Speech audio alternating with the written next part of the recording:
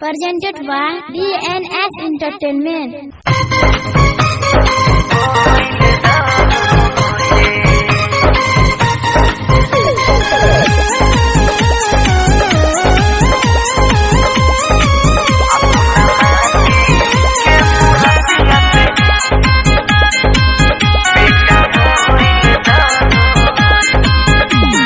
गहरैछा बेटा पुकार है आके तोहर दरबार है।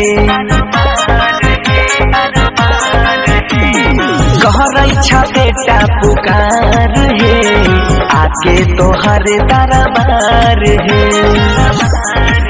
चाही दर्शन सर दे मैया अखियाँ खोल दे।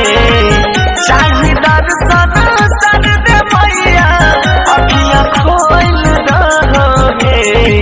अपना माटी के मूर्तिया से बेटा बोल दे। अपना माटी के मूर्तिया से बेटा बोल दे।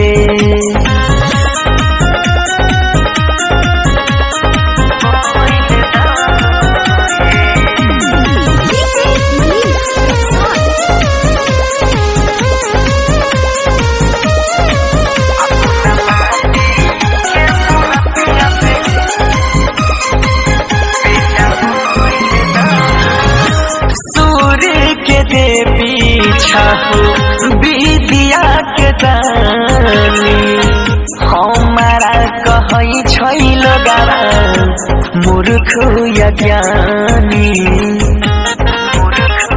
हे माई सूर्य के देवी छाहू विद्या के दानी हमारा कहई छैल गारा मूर्ख या ज्ञानी।